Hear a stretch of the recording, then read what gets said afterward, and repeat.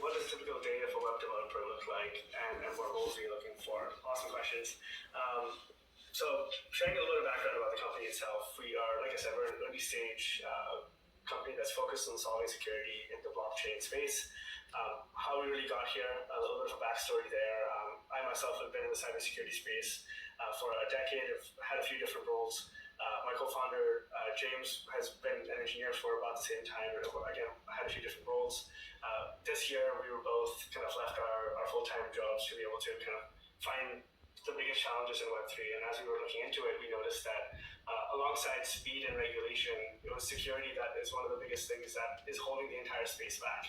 And having been in the space for so long, definitely, just before this, I was over at LinkedIn actually, where I was running the cybersecurity team there for the last 4 years.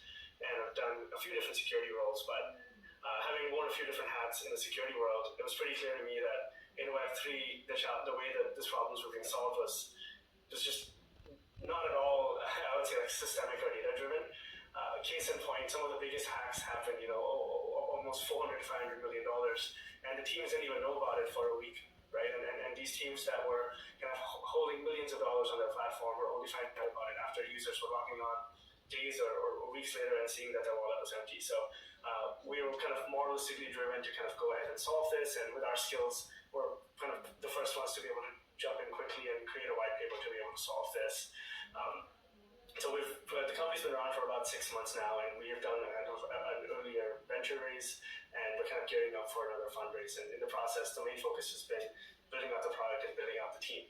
So on that point, where we are today, a typical day for a web developer, we're actually hiring for a few different roles. So what you'll do on a day-to-day as a web developer could be very different. And I would say it's broadly broken up into security, platform, and infrastructure. Those are the three that we're really focused on today. On the infrastructure side, we are using kind of a pretty real-time and modern tech stack. So Kubernetes, Kafka, and everything's deployed on a cloud architecture.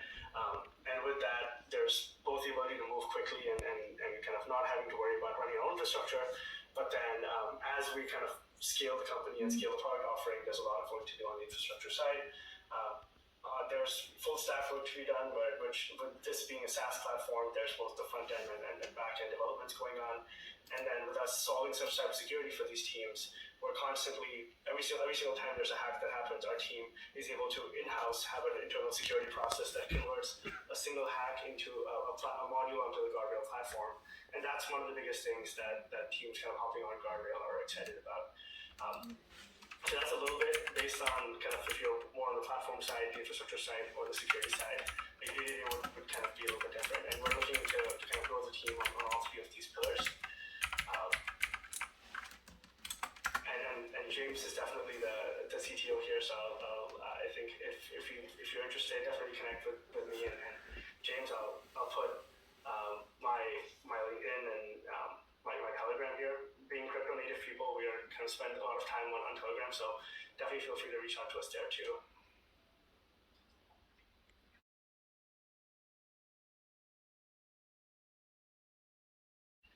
I see we have another question, how many people are working?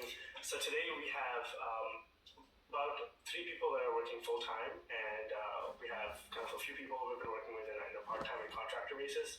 So you can say it's a total team of about 4 people, so still incredibly short and small team relative to kind of the larger companies here today.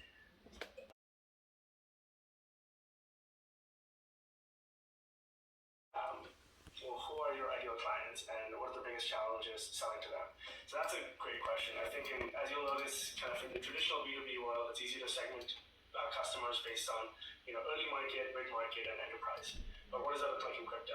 I think that's a really interesting challenge that we ourselves kind of selling in the space are firsthand really learning a whole bunch, bringing something that is obviously really useful, but thinking about, is this something geared towards DeFi or NFTs? Is this something focused on a specific chain?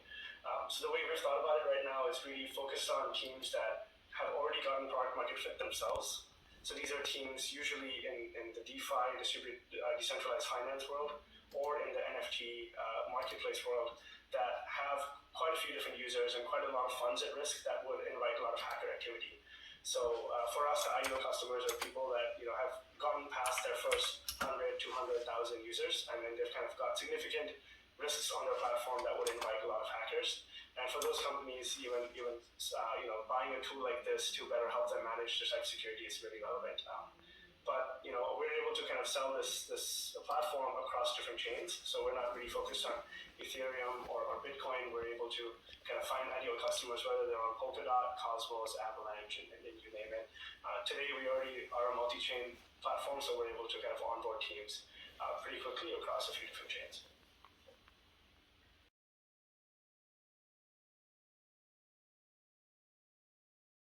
Awesome. So another question from Mohammed: do you have any advice for someone looking to enter into the field of web development? Absolutely. I think there's a ton of information you're going to find out there for this, and I think we're very much focused on more solving for this in the blockchain world. So there, I think it's got its own challenges, but for traditional web development, I think the most common way I've seen people do this is either get a degree for it or go through some kind of like coding bootcamp. But I would not say I'm an expert here. I think definitely I would encourage you to do your own research here.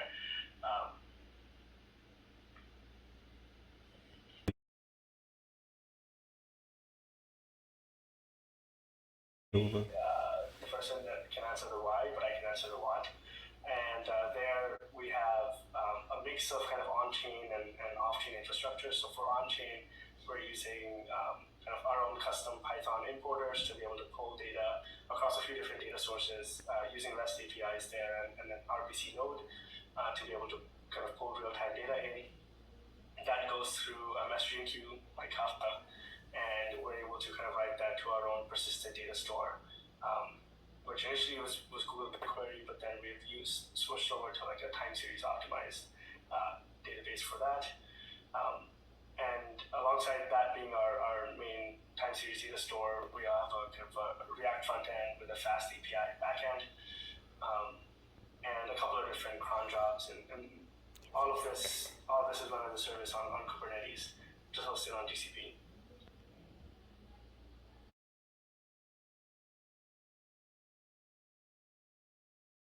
In terms of competitors, I think there's one or two kind of interesting approaches out there that are way more developer tooling oriented. So this is more of when you're doing a feature release or you're launching a new smart contract, you can use those services to kind of better get ahead of potential risks.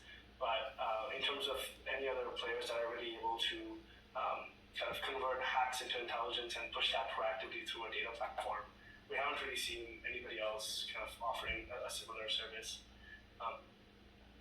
Though, I mean, to solve for this case right now, what most teams do is they actually go ahead and get what's called kind of a Web3 security audit. That's kind of the gold standard in this space right now. If you look up any of the companies like Certic or PipeShield, Trail of Bits, these are some of the larger auditing firms that have kind of made an entire business around doing manual audits for Web3 companies. And these audits, the numbers are really eye-popping.